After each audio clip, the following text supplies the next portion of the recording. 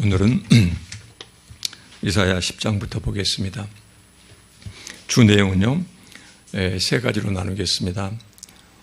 그때 북이스라엘 그 왕국의 지도자들이 하나님한테 어떤 범죄를 하고 있었는지, 그 범죄에 대해서 하나님께서는 구체적으로 그들의 죄를 나열하시면서 너희들이 앞으로 당하게 될 그런 심판에 대해서 이제 이렇게 선포하는 이런 내용이 나오겠고요.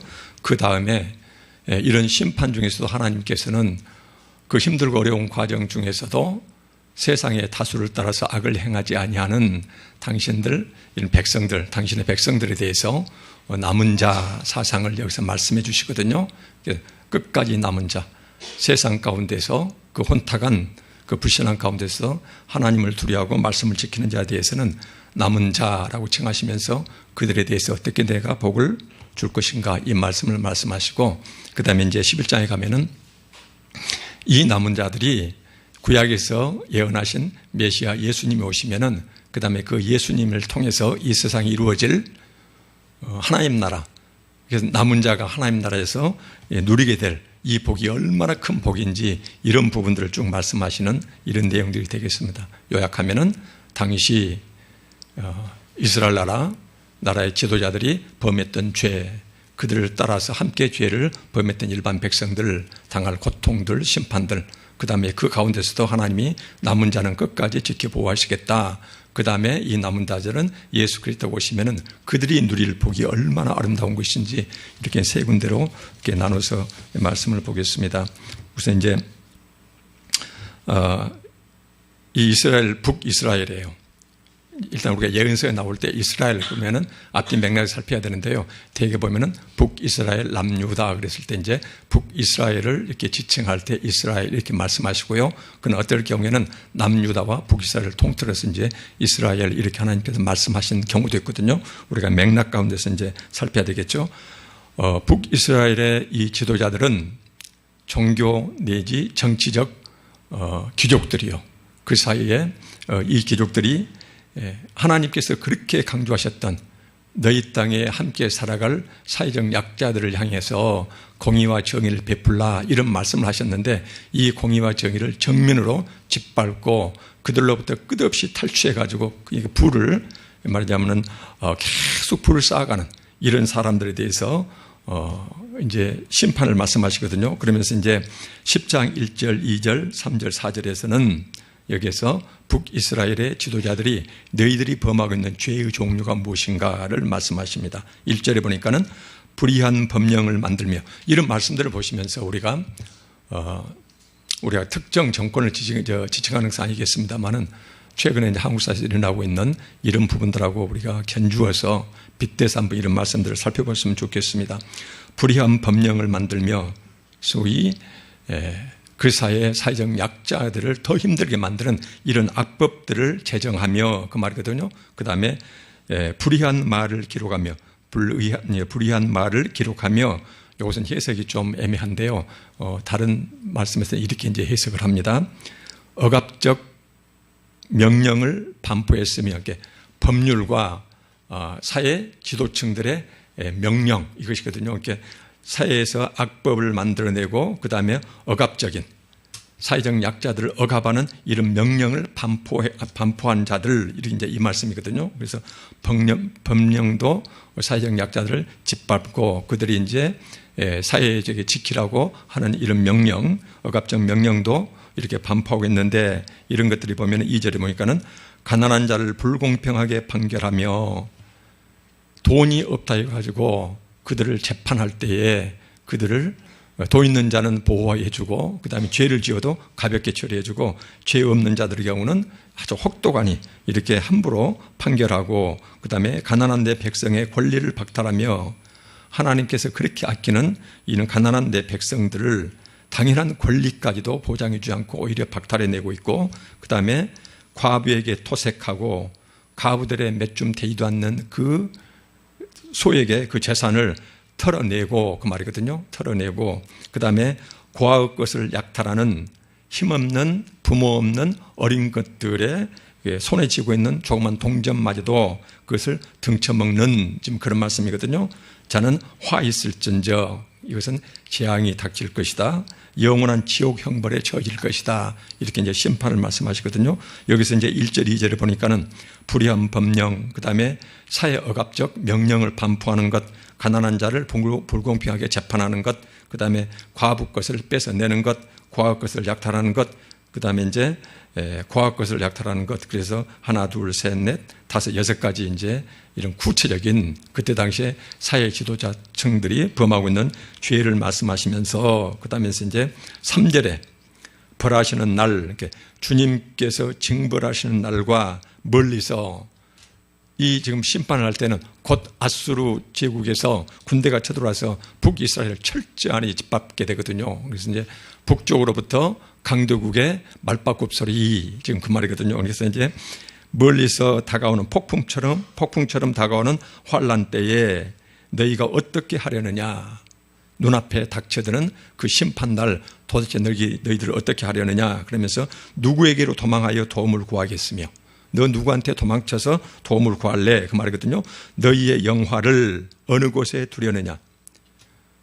사회적 약자들을 등쳐먹고 그 다음에 사회적 약자를 그렇게 보호하라고 그러는데 그들의 등 돌리고 오히려 그들로부터 조그만 손에 든 동전까지도 전부 다 탈취했던, 그래서 축적했던 그 재산, 그렇게 축적했던 재물들을 너 어디에서 숨기려느냐, 그 말이거든요. 그래서 북쪽의 아수르 제국에서 군대가 너희들 쳐들어왔을 때 그때 너 누구한테 손 벌려서 도움을 구할 것이며, 그렇게 네 주변의 가난한 자들 그들에게 탈취해서 그렇게 창고에 가득 쌓아놓은 그 재물들을 어디다 감출래, 하나님이 그렇게 말씀하시면서 이제 4절에 보니까는 포로된 자 아래에 굽으리며, 포로된 자들 그 밑에 밟혀 죽거나, 지금 그 말씀이거든요. 그래서 그런 이제 굽으리며 쪼그시고 앉았다라고 대해석이 가능하고요. 그 다음에 이 포로된 자, 조그만 곳에다가 북이스라엘 백성들을 몽땅 포로로 쌓아놓으니까 거기서 이제 짓밟혀 죽는다는 것이거든요. 짓밟혀 죽거나, 그 다음에 죽임을 당한 자 시체들 아래에 엎드려질 따름 그 시체들 밑에서 깔려 죽거나, 이렇게 너희들은 그런 혹독한 징벌을 받게 될 것이다. 이렇게 이제 하나님께서 예언을 하고 계시거든요. 그럴지라도 너희들이 그렇게 심한 혹독한 심판을 받은다 할지라도 여호와 하나님의 진노가 돌아서지 아니하며 사그라지지 않고 그치지 않을 것이다. 그 말이거든요. 사그라지지 않고 그의 손이 여전히 펴져 있으리라. 이것은 손이 펴져 있다. 이것은 여호와 하나님께서 이제 심판의 손을 들고 계신다. 그 말씀이거든요. 그래서 너희들이 하나님 앞에서 범하고 있는 그 죄, 특히나 사회적 약자들을 향해서 너희들이 범했던 그 죄들 6가지를 낱낱이 말씀하시면서 너희들이 그 많이 쌓아놓은 재물을 어디다 숨기며 곧 닥쳐들 그런 아수르의 천밤 앞에서 너희들은 포로들 사이에 깔려 죽고 시체들 밑에서 깔려 죽을 것이다. 그러면서 그렇게 너희들이 혹독한 심판을 당하더라도 그동안 너희들이 범한 죄에 비추었을 때 내가 철저히 심판을 중간에 그치지 않겠다. 이렇게 이제 하나님께서 이렇게 심판의 말씀을 선포하고 계세요. 그러면서 이제 10장 20절에서는 이제 이렇게 해서 4절과 20절 사이에서는 아수르는 북이스라엘을 범죄하니까 북이스라엘을 징벌하는 수단으로서 매로서 하나님께서 이제 들어 쓰시거든요. 그러나 하나님께서 아수르를 결국은 이제 심판하시겠다 말씀하시고 그 다음에 그래서 북이스라엘에 대한 심판과 북이스라엘을 멸망시켰던 아수르에 대한 심판을 예언하신 다음에 이제 20절부터는 이 혹독한 심판 중에서도 하나님을 경외하는 자, 하나님 말씀에 순종하는 자 극소수를 남겨두셨는데 이 남은 자들을 하나님께서 어떻게 보호하시겠다. 이제 이 말씀들이 20절에 나옵니다. 그래서 이제 이 20절부터 나오는 말씀들은요, 실은 이사야 1장 9절에 그때 당시에 만군의 여호와께서 우리를 위하여 이런 말씀이 있거든요. 이사야 1장 9절에 우리가 이제 전주에 봤던 말씀 중에 보면은 이사야서의 맨 처음에 남은 자 사상이 이제 나타나거든요. 이사야서에 나타난 맨 처음 남은 자 사상이 나타나는데 그게 뭐냐면은 만군의 여호와께서 우리를 위하여 생존자를 조금 남겨두지 아니하셨더라.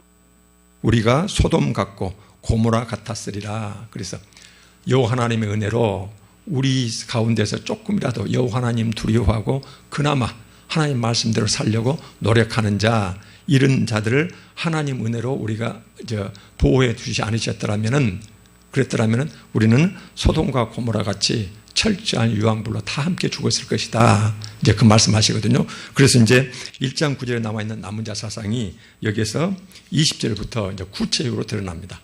이사야서에서.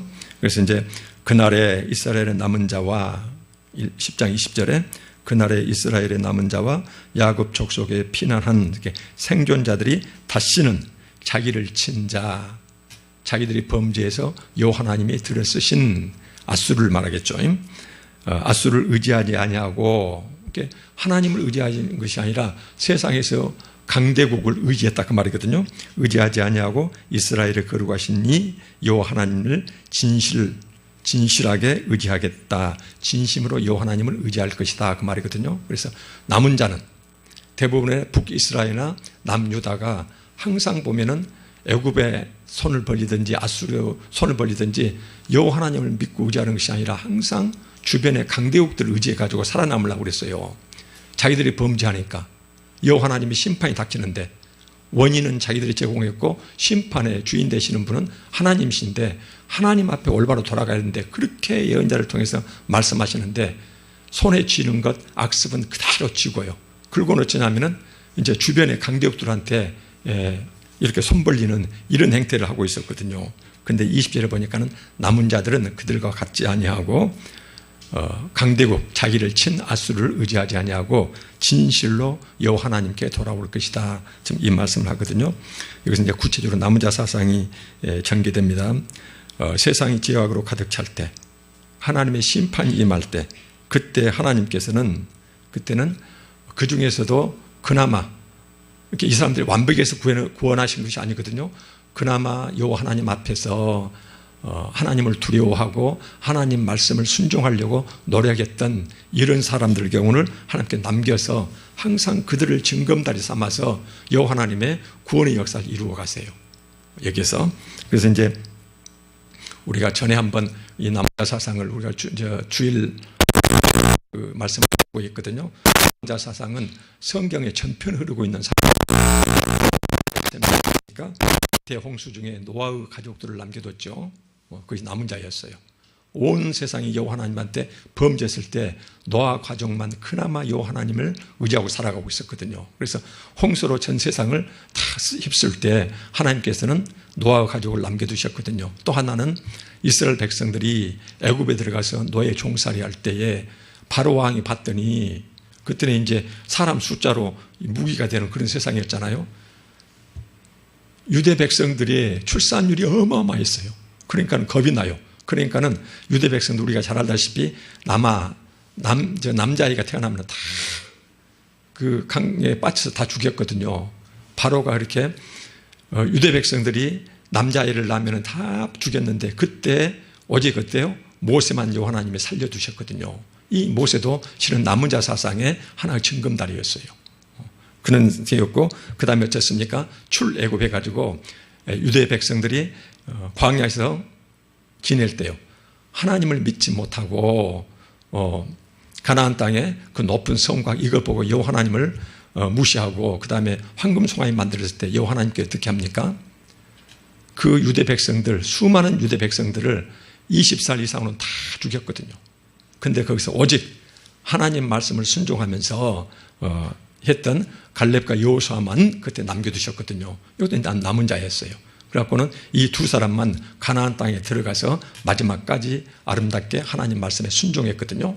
이런 것들이 이제 이 남은 자 사상인데요.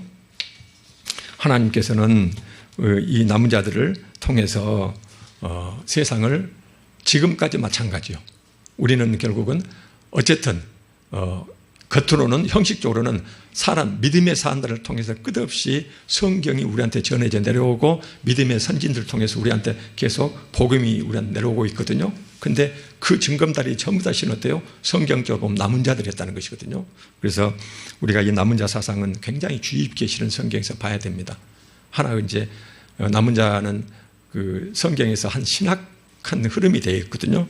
그래서 이제 이 남은 자 사상이 어떻게 이제 구체화되냐면은 그 여기 이사야서에서 21장 보니까는 남은 자, 곧 야곱의 남은 자가 능하신 능력 많으신 하나님께로 돌아올 것이라. 22절에 이스라엘이여 내 백성이 바다의 모래 같을지라도 남은 자만, 이 말씀이 바다의 모래 같을지라도 남은 자만, 바울 사도가 이 말씀을 그대로 인용하거든요. 근데 이 말씀이 뭐예요? 그 많고 많은 이스라엘 백성 중에서 오로지 극소수의 남은 자만 구원받게 될 것이다, 이 말씀이거든요. 근데 이 말씀을 신약에서 바울 사도가 똑같이 인용을 해요. 이것이 소위 이제 바울의 구원관의 한 축을 이루게 되거든요. 남은 자만 돌아오니 넘치는 공의로 파멸이 작정되었음.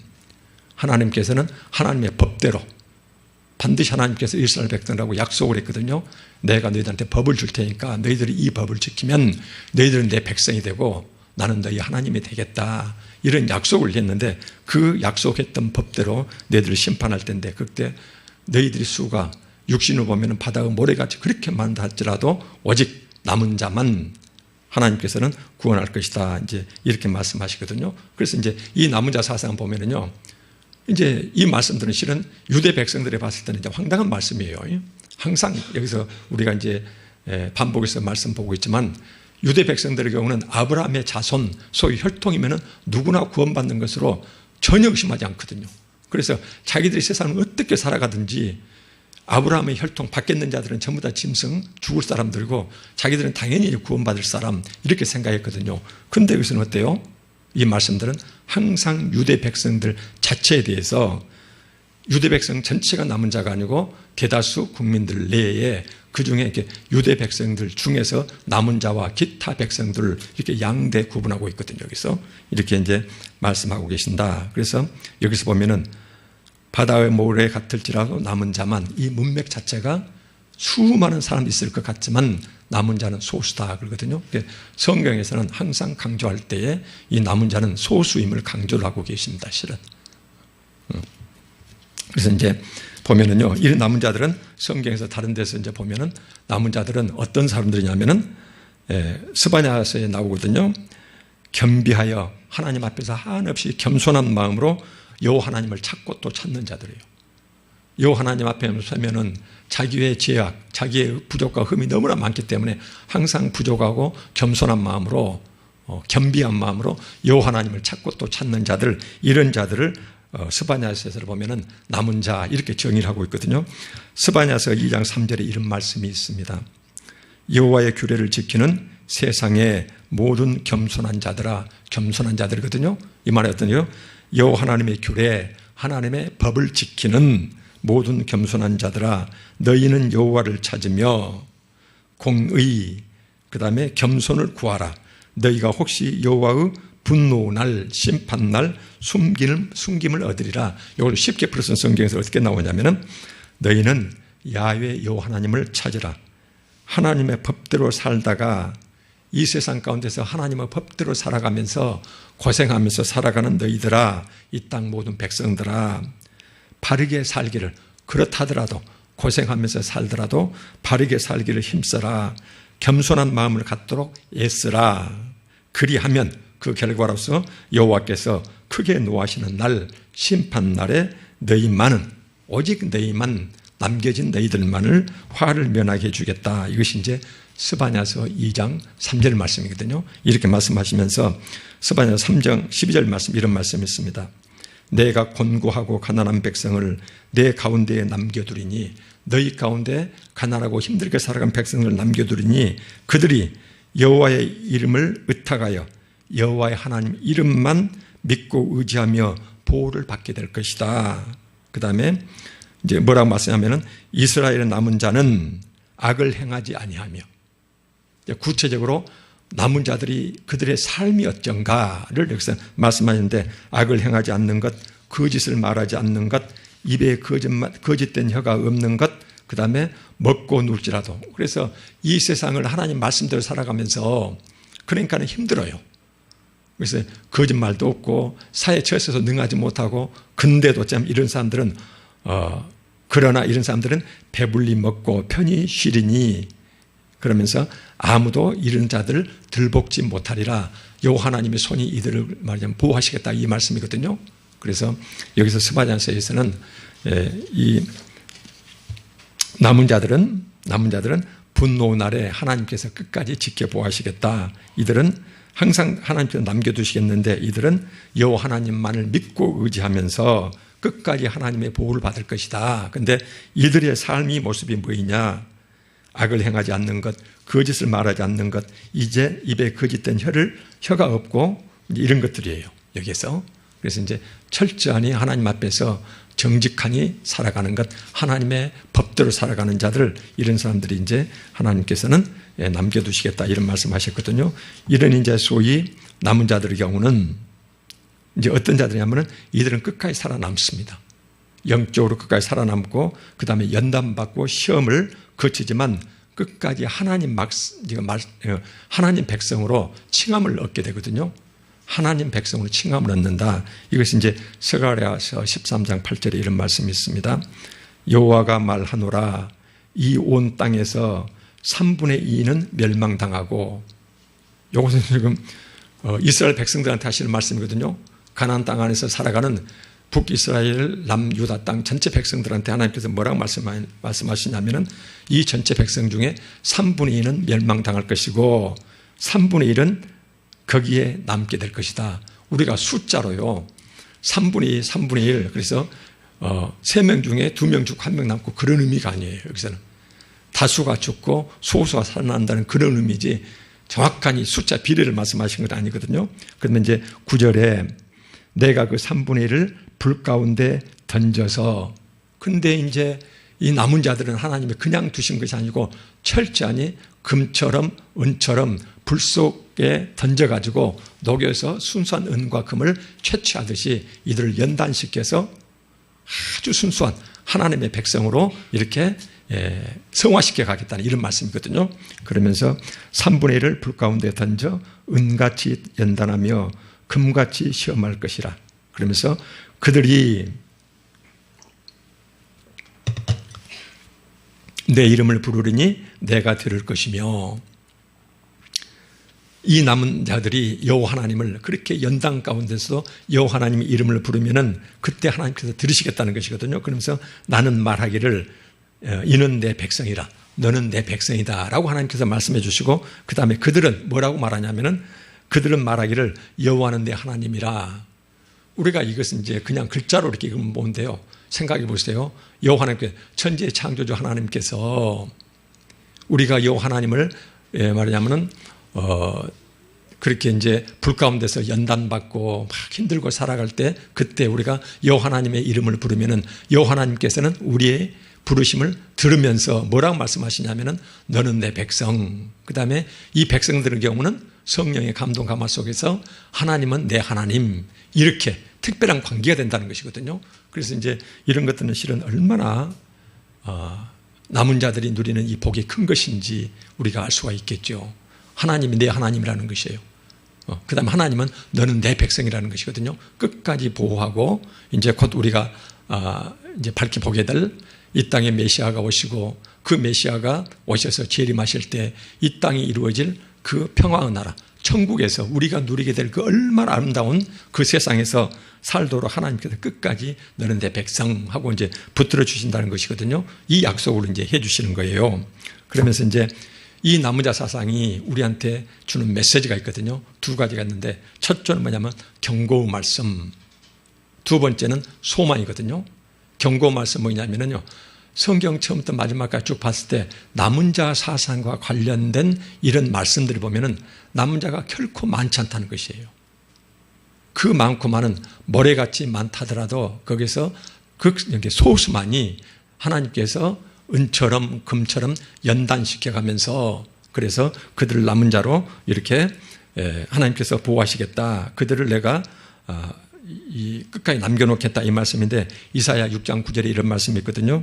듣기는 들어도 깨닫지 못하는 자, 보기는 보아도 알지 못하는 자, 그렇게 기록된 성경 말씀, 그렇지 않으면 이제 선지자나 예언자를 통해서 하나님 말씀을 그렇게 많이 선포했는데도 그 말씀을 듣고 또 듣고 하나님 기록된 성경 말씀 보고 또 봐도 도무지 깨닫지는 못해요. 그래서 그런 자들은 마지막 10분의 1이 남을지라도 그들 역시 철저히 파괴될 것이다. 이것이 이사야 6장 9절의 말씀이 있어요. 하나님께서는 당신을 계시하는데 누구에게나 환상 주고 이렇게 귀로 들리게 하신 건 아니거든요. 전부 다 기록된 말씀을 통해서 하나님께서는 당신을 우리한테 나타내셨거든요. 그래서 이 말씀을 예언자들을 통해서 선포되든지 글을 통해서 보든지 하는데 보고 또 보고 듣고 또 들어도 근데 도무지 깨닫지 못하는 자, 그들은 죽고 또 죽고 심판당하고 나중에 10분의 1이 남아있다 하더라도 그들 역시 파괴될 것이다. 이런 말씀하세요. 경고 말씀이거든요. 그래서 이런 말씀이 있고, 이제 그러나 이런 경고 중에서 이제 소망의 말씀이 있거든요. 그것은 뭐냐면은 그 중에서 남은 자가 있다는 것이에요. 이 남은 자는 완벽한 자들이 아니거든요. 부족하고 흠이 많다 하더라도 끝까지 여호와 하나님께 소망을 두는 자예요. 소망을 두려고 노력하는 자들이거든요. 그래서 남은 자가 있다는 것. 하나님은 자신을 믿고 의지하는 자는 결코 버리시지 않는다. 하나님을 믿고 의지하는 자는 결코 버리시지 않는다. 그 자가 어떤 죄악을 범했다더라도 하나님 앞에서 지난 자기의 그 죄를 회개하고요. 그 다음에 자기의 지난 그 죄 지었던 그때 당시를 생각지도 하기 싫을 정도로 이렇게 몸서리치면서 지난 날 회개하면서 여호와 하나님께 소망을 두고 살아가는 자, 오직 이 세상에서 바라보고 또 바라보는 자는 여호와 하나님을 바라보는 자, 그런 자는 택한 백성이고 끝까지 보호하시겠다, 소망은 주시겠다. 그래서 이 남은 자 사상은 두 가지 면을 우리한테 부각시키는데 경고예요. 무서운 경고거든요. 그래서 너희들이 아무리 외형적인 그런 종교 행태를 취한다더라도 하나님께서는 결국은 뭐예요? 하나님 법대로 살아가는 자, 그렇게 살려고 노력하는 자, 이런 자들은 이제 이런 자들이 많지 않다는 것. 그래서 하나님께서는 그 세상의 부패 죄악 가운데서도 조금이라도 여호와 하나님께 소망 두고 살아가는 자, 여호와 하나님 바라보는 자는 남은 자로서 끝까지 보호해서 이들을 남겨둬서 징검다리 삼아서 하나님 말씀이 계속 전해져 오도록, 후세에 전해져 가도록, 그 다음 그들을 통해서 믿음의 선진들을 삼아서 하나님 나라의 구원을 이루어 가시겠다. 이런 말씀드리거든요. 이제 이런 말씀을 하시면서, 그래서 이제 우리가 성경을 보시다가요, 남은 자란 내용이 남겨지다 또는 남다 이런 표현들이 나오거든요. 이런 것들이 이제 우리가 통칭해서 이제 남은 자 사상의 이런 이제 소적구를 보고 있는데요. 나오면 우리가 눈여겨봐야 되고 그 말씀의 앞뒤 맥락을 살펴보면서 우리가 조심하고 또 조심해야 되거든요. 왜 그럴까요? 이 남은 자 사상은 구약에서만 남아있는 것이 아니고 그대로 신약으로 넘어오거든요. 그래서 바울 사도한테 그대로 넘어옵니다. 그래서 바울 사도의 구원관의 핵심을 이룹니다. 이렇게 로마서 9장 27절에 이런 말씀이 있거든요. 바울이 구원을 얘기하시면서 이제 말하면 성령의 감동으로 구원론을 이렇게 말씀하면서 그때 했던 이야기가 있거든요. 이사야가 이스라엘에 관하여 외치되 이스라엘 자손들의 수가 비록 바다의 모래 같을지라도, 오늘 본문 말씀 10장 22절 말씀을 바울이 그대로 놈을 지금 다시 한번 반복하고 있는 것이에요. 같을지라도 남은 자만 구원을 받을 것이다. 이 말씀을 다시 재인용하면서 로마서 11장 2절에 그가 이스라엘 하나님께 고발하되, 이것은 이제 열왕기상 19장 말씀을 또 여기서 반복해요. 그래서 열왕기상 19장은 엘리야를 통해서 하나님 말씀하시는 남은 자 사상이거든요. 그래서 엘리야 예언자를 통해서 말씀하셨던 남은 자 사상, 그 다음에 이사야를 통해서 말씀하셨던 남은 자 사상, 이것이 바울이 그대로 받아들여요. 그래서 이제 이것은 엘리야가 말하거든요. 이스라엘을 하나님께 고발하되 주여, 그들이, 이것은 이스라엘 백성들이에요. 그들이 주의 선지자들을 다 죽였으며 주의 제단들을 헐어버렸고 나만 남았는데 내 목숨도 찼나이다. 그 넓고 넓은 가나안 땅에 이스라엘 백성들이요, 하나님의 백성들 가운데서 하나님 말씀을 하나님을 제대로 믿고 살아가는 자, 예언자는 엘리야 혼자 남았다는 것이에요. 하나님의 참 예언자들은 전부 다 죽임당하고, 그래서 그 넓고 넓은 땅에서 나 혼자 남았습니다. 그들이 나마저 죽이려고 합니다. 그때 4절에 보니까 그에게 하신 대답이 무엇이냐? 요 하나님께서 엘리야에게 하신 말씀이 있거든요. 내가 나를 위하여 바알에게 무릎 꿇지 아니한 사람. 바알, 세상 재물을 말하거든요. 세상 재물에 무릎 꿇지 아니한 사람 7,000명을 남겨두었다 하셨으니, 그런즉 이와 같이 이 말씀을 그대로 바울 사도가 인용하면서 이제 뭐라고 바울 사도가 이야기하냐면은, 그런즉 그때와 똑같이 이와 같이 지금도 바울 사도가 신약에 와서 지금 예수 그리스도를 전하는 이 마당에서도 은혜로 택하심을 따라 남은 자가 있다. 구약에서 말씀하신 그 남은 자가 똑같이 신약에서도 남은 자가 있다. 지금 그 말씀이거든요. 그러면서 이제 이 남은 자들은 어때요?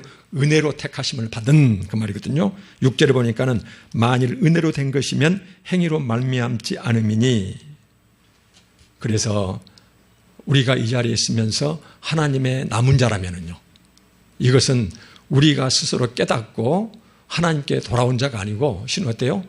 우리가 행위, 요 하나님께 우리가 하나님 말씀대로 우리가 공세우고 못하고 이런 건 아무것도 없는데 하나님의 은혜로 택함 받아서 이 자리에 앉아 있다는 것이거든요. 그래서 철저히 바울 사도는 구원에 부르심 받은 자, 택함 받은 자는 하나님의 은혜로 택함 받는 거지, 우리가 예수 그리스도 밖에 있을 때 우리가 세상 가운데서 특별히 착하고 선했기 때문에 하나님이 쭉 세상 보시다가 착하고 선하게 살아간 사람, 이런 사람을 전부 다 골라가지고 예수 그리스도를 전해서 믿겠다는 것이 아니거든요.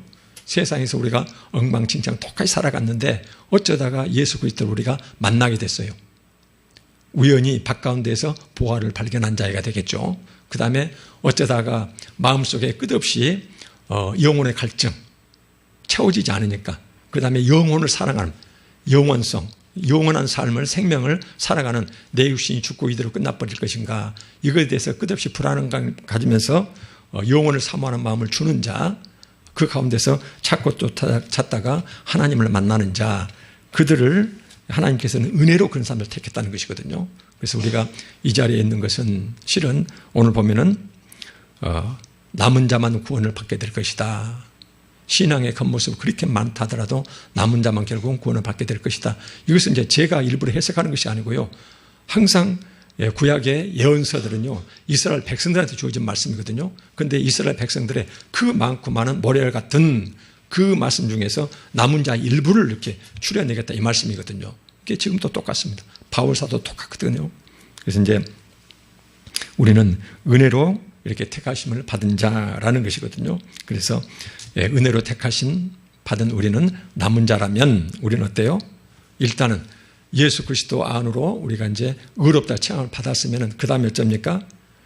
우리 삶 자체가 하나님 말씀에 순종하면서 살아갈 수가 가야 되겠죠. 우리한테는 순종이 나타나야 돼요. 그래서 이것을 이제 우리가 이제 전문 용어로 말하면은 칭의 된 자는 반드시 성화로서 자기가 칭의, 의롭게 된 자다. 이것을 이제 열매로서 입증을 해야 되는데, 그것이 성화된 삶, 성화의 삶을 살아가는 것. 이렇게 칭의와 성화라는 것은 별개로 보는 것이 아니라 동전의 앞뒷면처럼 이렇게 우리가 봐야 되거든요. 그래서 이제 이렇게 우리가 예수 그리스도 밖에서 엉망진창으로 살다가 우연한 인연으로 어떻게 학교를 가서 봤더니 그것이 연이 돼가지고 오다가다 전도받아서, 그래서 봤더니 예수 그리스도를 알게 돼가지고 하나님께서 성령께서 내 눈을 열어주시고 내 길을 열어주셔가지고 마음을 열어서, 남들은 그냥 글자로 보는 이것이 하나님 말씀이 하나님 말씀답게 나한테 와 닿았을 때, 그때 이 말씀이 통렬하니 내 심령 골수를 찔러 쪼개고, 그죠? 내 속에 감추인 것이 낱낱이 드러나요, 세상 것들이. 그러면서 그 자리를 내 자신을 오염시켰던 것들을 전부 다 밖으로 들춰내 가고, 그 자리를 어쩝니까? 마음의 한 중심을 예수께서, 하나님께서 들어와 계시는 것, 역시 마음이 청결한 자를 그렇게 말씀하신다고 그랬죠. 이렇게 돼가지고 그러면 우리가 이제 남은 자라고 볼 수가 있겠죠. 이제 남은 자는 이렇게 말씀하십니다. 그래서 우리가 끝없이 성경을 보시다가 남은 자가 나타나면은요, 그 부분을 굉장히 눈여겨보시고, 그 다음에 그 앞뒤 맥락 속에서 하나님이 어떤 경우에 남은 자를 강조하시는지, 남은 자라는 어떤 신앙의 그 모습을 갖고 있는지 항상 그 모습을 보시고 자신한테 비춰보시고요. 비춰볼 때마다 그 언감생심, 우리가 어떻게 거기 가까이 가져요. 그래도 항상 부족가 흠 많지만 그 말씀에 비춰보면서 두려워 떨면서 하나님께 소망 두고 살아가는 것, 하나님을 바라보는 것. 그러니까 우리가 의지하는 건 뭐냐면은 나는 이렇게 부족합니다. 근데 하나님의 사랑이거든요. 우리가 믿고 의지하는 것은 하나님의 사랑이에요. 결국은 하나님의 사랑을 우리가 믿고 의지고 믿어야 된다는 것은 뭐예요? 내 삶 가운데서 하나님 없이, 예수님의 보혈 없이 내가 육신적으로 좀 더 100세, 200세 산다는 것이 아무런 의미가 없다. 하나님을 따라서 이 세상에 어떤 걸 누린다 하더라도 그 삶 자체가 의미가 없다. 이런 마음이 들 때에 하나님, 제가 엉망진창을 하더라도 하나님 없이는 내가 삶에 아무런 의미가 없습니다. 그리고는 이제 그분 사랑한테 그분 사랑을 개기고 의지하는 것이에요. 그냥 저는 그렇게 이제 보거든요. 이제 남은 자가 누릴 행복이 이사야 11장에 나타나거든요. 이거 보니까는 메시아의, 이게 보니까 메시아가 이 땅에 오신다는 것, 그 메시아 예수 그리스도가 어떤 능력을 갖게 되시는가, 그 다음에 그 메시아가 이 세상 하나님 나라에 펼칠 그 정의로운 통치요, 이것이 나타나고, 세 번째 이제 이 땅에 펼쳐진 낙원, 환상처럼 나타날 그 아름다운 낙원, 이 낙원이 결국은 어때요? 예수 그리스도를 통해서 온 세상으로 확장되어 갈 것, 이것이 이사야 11장에 이제 집중되어 나타나요. 이렇게 보니까는 이 땅에 오실 메시아와 이 예수 그리스도께서 갖추고 계시는 능력이 이제 표현되는데, 1절에 보니까는 이새의 줄기에서 한 싹이 나며 그 뿌리에서 한 가지가 나서 결실할 것이요. 위에 가지에서 잎사귀가 난다 하지 않고, 그 다음에 저 뿌리에서 요 새싹이 돈다 할까요? 이새, 다윗의 자손들이, 하나님 앞에서 그 왕들이 범죄해가지고 다윗의 왕손 자체가, 육신의 왕손 자체는 중간에 끊어져 버리죠. 끊어졌다가 나중에 중간 토막에서 이제 새싹이 난다는 것이에요. 둥치가 이렇게 베어져 버렸는데 뿌리에서 이제 새싹이 다시 난다는 것이거든요. 그래서 이새의 뿌리에서 한 가지가 나서 결실할 것인데, 그 위에 여호와의 영, 곧 지혜, 총명의 영이요, 모략, 재능의 영이요, 지식, 여호와 하나님을 알게 하는 지식이요, 그 다음에 여호와를 경외하는 두려운 마음으로 여호와 하나님을 아름답게 섬기는 이런 성령이 강림하실 것이다. 예수 그리스도를 통해서 이 땅에, 이제 구약에서는 이제 성령론이 이제 상당히 애매하거든요. 구약에서 이제, 근데 신약에서 확실한 것은 예수 그리스도께서 돌아가셔가지고 예수님이 이제 부활 승천하시면서 이 땅에 우리 홀로 있지 않도록 하나님께서 예수 그리스도를 통해서 이 땅에 성령을 보내주셨거든요. 그래서 예수 그리스도를 구주로 믿고 신앙 고백하는 자들, 회개하고 예수 그리스도를 구주로 받아들인 자는 전부 다 성령께서 와 계시거든요. 내주하신다 그러죠. 그런데 구약에서는 필요한 사람들한테만 필요한 시기에 성령께서 임하셨다, 이렇게 이제 봐요. 우리가 이제 하나님의 그 신비를 우리가 다 알 수는 없지만, 그래서 여기서 보니까는 하나님의 영이 강림하시겠다는 것이거든요. 예수 그리스도를 통해서. 그 다음에 이제 3절, 4절에 보면은 예수 그리스도를 통한 이 메시아를 통해서 이루어질 이 정의로운 통치가 나타납니다. 그거 보니까는 그가 여호와를 경외함으로 즐거움을 삼을 것이며 그의 눈에 보이는 대로 겉모습대로 심판하지 아니하고 그의 귀에 들리는 대로, 겉으로 귀에 들리는 말로만 듣고 판단하지 아니하고, 어떻게 세상을 판단하냐면 이렇게 눈에 보이는 겉모습, 귀에 들리는, 입술로만 주여주하는 이런 것 가지고 하나님을 판단하지 아니하고, 공의로 가난한 자를 심판하며, 여기서는 가난한 자를 판단할 때, 심판할 때 하나님의 법대로 정정당당하니 이렇게 재판해 주며, 그 말이거든요. 세상은 아까 어쩐다고 그랬어요? 세상에서는 가난한 자는 그 권리를 철저히 짚밟히는 이런 재판을 받거든요. 그런데 하나님께서는 가난한 자도 항상 공의롭게 재판해 주겠다, 심판해 주겠다, 그 말이거든요. 여기서 이제 성경에서 말씀하시는 가난한 자들은요, 재물의 가난 자체가 하나님의 무조건 이쁨의 대상이 아니거든요. 그래서 실은 보면 성경에 보면은 가난한 자도 악독한 자가 있거든요. 그것은 당연히 하나님으로부터 이제 징벌을 받아요. 근데 우리가 힘들고 어렵게 살아가는 사람들 우리가 한없이 돕지만은 그들이 가난하다고 해서 무조건 구원받는 것은 아니거든요. 그래서 보면은 가난한 자도, 예수님도 이제 그런 말씀, 신약에서도 그런 말씀 하시잖아요. 그 가난하다고 해서 무조건 편들지 말고, 이제 성경에서 이제 이런 말씀 나오듯이 그래서 공의로 가난한 자를 심판해 주시며 정직하게 세상의 겸손한 자들을 판단할 것이며, 그 다음에 그의 입의 막대기로 세상을 치며, 하나님 입술에 나오는 말씀은 능력의 말씀이거든요. 그래서 이 말씀이 어쩐다고 했어요?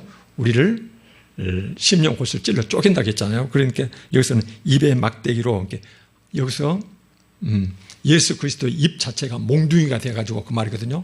몽둥이가 돼가지고 세상을 치겠다 그 말이에요. 여기서 하나님의 거룩하신 말씀으로 세상을 징벌할 것이며, 그 입술의 기운으로, 입술에 나오는 그 기운으로 악인을 죽일 것이다. 악인들은 사형에 처할 것이다. 이런 말씀들이에요. 하나님 말씀은 살았고 운동력이 있어서 좌우에 날선 어떤 검보다도 예리해가지고 우리의 영과 혼과 골수를 찔러 쪼개겠다. 신약에서는 그렇게 이제 말씀하고 계시잖아요. 똑같습니다.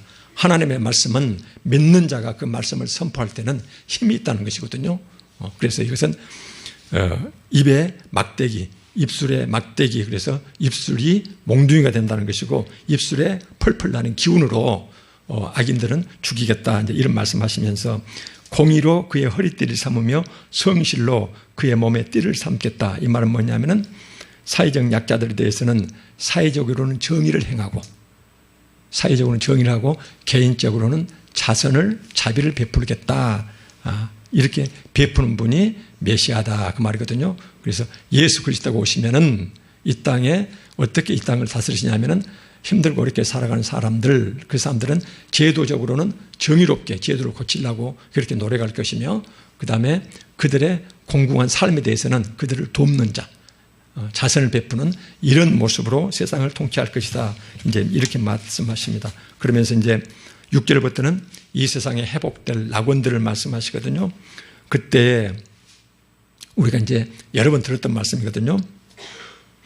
6절부터 9절까지 말씀이 보면은 이제 환상적인 말씀이에요. 요점은 바로 뭐냐면은 약육강식이 절대 없는 세상이요. 타인의 불행을 딛고 내 행복 구축하는 그런 세상 자체는 아예 존재하지도 않는다는 것이거든요. 그때 이리가 어린 양과 함께 살고, 이리는 어린 양을 잡아먹거든요. 근데 함께 산다는 것이에요. 표범이 어린 염소 함께 누우며, 표범이 먹잇감이거든요. 한쪽은. 송아지와 어린 사자와 살찐 짐승이 함께 있어 이들이 어린아이에게 끌리며, 이렇게 어린아이와 표범, 사자, 살찐 짐승, 이런 것들이 여기서는 피 튀기는 죽고 죽이는, 타인의 말하자면 먹잇감이 되고 타인의 행복에 말하자면 그 착취당하는 이런 것들은 전혀 없는 세상, 이런 세상이, 그 다음에 7절에 보니까 어때요? 암소와 곰이 함께 먹으며 그것들의 새끼가 함께 엎드리며 사자가 소처럼 풀을 먹을 것이며, 사자가 지금처럼 살아있는 생명을 죽여서 피를 튀기면서 자기 배를 채우는 이런 세상 자체가 살아있다는 것이거든요. 그래서 이제 8절에 보니까는 젖먹는 아이가 독사의 구멍에 장난하고 젖된 어린아이가 독사굴에 손을 쑥 집어넣어도 독사가 물지 않는 이런 세상이 온다는 것이에요. 이렇게 어린아이하고 독사하고 함께 뒹굴고, 그 다음에 암소와 곰이, 이리와 어린 양이, 표범과 어린 염소, 송아지하고 그 어린 사자, 살찐 짐승이 전부 다 함께 이렇게 살아간다는 것이거든요. 함께. 그래서 9절에 뭐라고 그래요? 내 거룩한 산 모든 곳에서 해됨도 없고 이 뭐예요? 해치거나 상함도 없을 것, 해치거나 죽이는 일도 없을 것이다 그 말이에요. 이리가 어린 양을 먹이로 삼고 표범이 어린 염소를 잡아먹고 사자가 짐승을 잡아먹고 어린아이가 함부로 하면 독사가서 물어불고 이런 세상 자체가 살아난다는 것이거든요. 그래서 해치거나 상함이 전혀 없는 이런 아름다운 세상이 되면서, 왜 그래요? 이는 물이 바다를 덮음같이, 이는 왜 그런가 이유가 나오거든요. 여호와를 아는 지식이 세상에 충만할 것. 여호와를 아는 지식이, 하나님이 이 세상에 펼쳐놓으신 그 법, 그 다음에 우리를 손수 통치하시는 메시아, 그 메시아가 어떤 분인지를 우리가 제대로 알면은 이 지식이 세상이 충만하게 차니까는, 그러면은 이런 세상이 온다는 것이거든요. 핵심은 뭐입니까? 알다는 것이에요. 이 알다는 것은 제가 몇 번 말씀드린 것 같습니다만은 이 알다는 것은 현대 우리가 생각하는 소위 이제 지적 동의로서 아는 것하고 전혀 개념이 틀리거든요. 알다는 것은 야다라는 그 히브리어 동사에서 오는 것인데요. 이것은 뭐냐면은 개인 대 개인 구체적인 관계 속에서요. 이것은 이제 제가 예를 들면은 요 장남하고 개인 관계를 갖고 그래서 둘이가 같이 이렇게 부대끼며 살아가면서 이렇게 둘이가 개인적으로 깊은 교제를 나누면서 개인적으로 알아요. 관계 속에서 깊은 체험 속에서 알게 된 것을 얘기를 해요. 그래서 단지 머릿속에 알 지식이 아니고 구체적으로 삶의 체험 가운데서 알게 된 그 지식을 말하거든요. 이렇게 하나님을 아는데 예수 그리스도를 아는데 이 알미라는 것이 성경책 보고 사전책 보고 지식적으로 신학적으로 아는 것이 아니고 구체적으로 인격적으로 내가 그분을 만나서 성경에서 뭐라고 합니까? 내 안에 예수 그리스도께서 오시고 내가 예수 그리스도 안에 예수님이 내 안에 성령께서 내 안에 그랬었대요. 우리는 합체가 됐다 이런 말씀 쓰잖아요. 예. 그래서 함께 살아가는 것이에요. 함께 살아가면서 구체적인 체험 속에서 내가 알게 된 것이거든요. 이렇게 우리가 만약 하나님을 제대로 안다면요. 성경 지식을 정말로 영의 눈이 확 열려가지고 이 말씀이 1.1핵도 없이 반드시 말씀대로 우리 이제 심판이 이루어진다고 그러면 어떨까요? 아마 무서워 덜덜떨어가지고 심판의 무서움을 제대로 안다면 그 다음에 하나님이 우리한테 제시하시는 공의와 정의의 삶이 이 삶대로 살지 않으면 안 된다. 그래서 그 말씀에 무게감을 우리가 제대로 안다면 그러면 아마 우리의 그 행함 또는 우리의 그 신앙생활이 엄청 변하겠죠. 여기서 알다는 것은요 철저히 안다는 것이에요. 지식적 암하고 서로 대치되는 개념이에요. 그래서 여기서는 여호와를 아는 지식이 다시 한번 말씀드리면 이 알다는 것은 특별한 용어인데 지식적으로 아는 것이 아니고 구체적인 삶의 체험 가운데서 삶의 체험으로 내가 체득한 것 아주 생생하니 내 삶에 살아있는 것 내 삶을 구체적으로 지배하는 이런 지식을 말하거든요. 이런 지식 세상에 충만할 때 그때 이런 세상이 온다는 것이거든요. 우리는 부족하죠. 예수 그리스도께서 재림하시면은 그때 이제 이런 세상이 올 수가 완전히 완성되겠죠. 그래서 하나님 나라는 이렇게 얘기를 합니다. 이미 예수 그리스도가 이 땅에 오시면은 이미 이 땅에 하나님 나라는 이미 왔거든요. 그래서 이미 왔다. 근데 아직은 완전하게 오지 않았다. 그래서 이미 그러나 아직 이것이 이제 저희들은 신학 전문 용어라고 이렇게 얘기를 합니다. 이미 왔지만 그러나 완전한 모습으로는 아직 오지 않았다. 그래서 이미 그러나 아직 이제 이렇게 우리가 하나님 나라를 보고 있거든요. 그래서 이제 10절부터는 이제 이 회복될 이 낙원의 환상이 한 고대만 있는 것이 아니라 전 세계로 이제 뻗쳐나갈 것이다. 그래서 10절에 보니까는 그날에 이새의 뿔에서 한 싹이 나서 만민의 기치로 온 세상 사람들이 바라보는 깃발로 우뚝 설 것이고 열방이 온 세상 민족들이 예수 그리스도께로 돌아올 것이다. 이 말씀이거든요. 그래서 이제 우리가 이런 말씀을 오늘 본 것들은 이스라엘의 지도자들이 했던 6가지 범죄가 있거든요. 이 범죄를 바라보면서 우리 삶을 바라봐야 될 것 같고요. 그 다음에 남은 자요.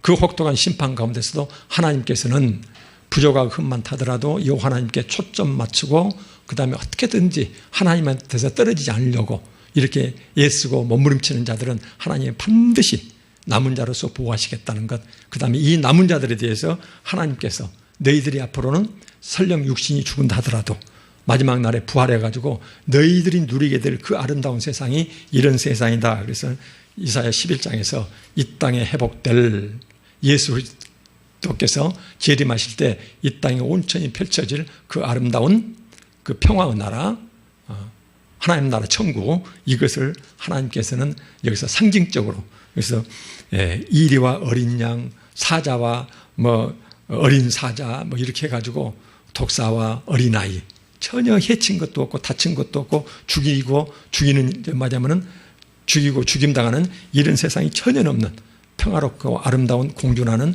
이런 세상을 가운데 너희들 내가 끝까지 붙잡고 인도해 갈 것이다 그 말이거든요. 항상 남은 자를 통해서 증검자를 통해서 구원의 역사는 계속 이어져 오는데 그 종점이 회복될 낙원의 환상이겠죠. 우리가 이제 바라보는 이 세상이라는 것이에요. 그래서 이제 우리가 이런 말씀을 보면서요, 이 말씀이 우리의 말씀으로 생생히 와 닿아야 될 이유요. 전에 제가 한번 말씀드린 것 같습니다. 다시 한번 반복할게요. 저는 이제 배움도 짧고 그러겠지만, 그래서 이제 유명한 학자들의 입을 빌려서 여러분들한테 말씀드립니다. 김학준 씨라고 한국계 유명한 미국 신학교 교수거든요. 그분이 한국교회를 바라보면서 했던 말이요, 한국교회 정신 차려야 된다. 지금 이 세상은 제가 몇 번 반복해서 말씀드렸습니다. 하나님 말씀 제대로 순종하면서 하나님한테 이렇게 인정받고 살아가는 세상이 아니다. 겉모습 신앙에 안주하면 절대 안 된다. 지금 한국교회의 모습, 미국교회의 모습은 이 말씀이 선포되는 이사야, 예레미야 그 혼탁한 세상과 똑같다. 그래서 신앙의 겉모습이 아무리 번화하게 말하면 화려하니 펼쳐진다 하더라도 그 중에서 하나님 말씀대로 순종하며 살아가는 남겨진 자로 남아있지 않으면 결국은 심판의 대상이 된다. 그래서 바다의 모래같이 많은 신앙의 겉모습 가운데서도 하나님께서는 소수만 남겨놓으신다. 이 말씀을 눈여겨보라고. 그래서 한국 교회에 대해서 한국교회에서 예언서 자체가 너무나 말씀 은혜가 안 되거든요. 혹독하거든요. 무섭거든요. 지금은 이렇게 안주하고 있는데, 그래서 강단에서 예언서의 설교가 사라져버렸는데 끊임없이 외쳐야 될 것이 하나님의 예언서, 구약의 예언서를 강단에서 선포하고 또 선포해야 된다. 왜 그러냐면 지금 시대 자체가 이사야, 예레미야 시대와 똑같다. 이런 말씀을 하세요. 그런데 이제 이런 말씀들이 소수가 되고 이렇게 멀리 퍼져가지 못하는데, 저는 항상 그 말씀을 이렇게 염두에 두고 성경 말씀을 봅니다. 이 말씀 볼 때마다 한없이 부족하거든요. 부족한데, 그러나 제가 자꾸 이제 말씀 또 드리는 것은 그런 가운데서도, 부족한 가운데서도 하나님을 떠나서는 내 삶에 의미가 없다. 믿는 것은 그것이에요. 내가 한없이 부족하지만 그러면은 그 지극하신 하나님의 사랑이요, 그 사랑이 끝까지 내 부족을 채우고 그 다음에 잘못된 거 고쳐주셔서 조금씩 이렇게 남은 자로서 하나님 백성으로 완성시켜 가실 것이다. 저는 그렇게 믿고 있습니다. 그 믿는 것 외에는 의지할 것이 없거든요. 하나님의 사랑이요. 기도하고 마치겠습니다. 아버지 하나님, 세상 다수 따라 악을 행하지 않도록 붙들어 주시옵시고, 흠 많고 부족하오나 하나님을 떠나서는 살아갈 수 없으니 우리 모두 남은 자 다 될 수 있도록 성령으로 충만케 하옵소서. 예수 그리스도 이름으로 기도합니다. 아멘.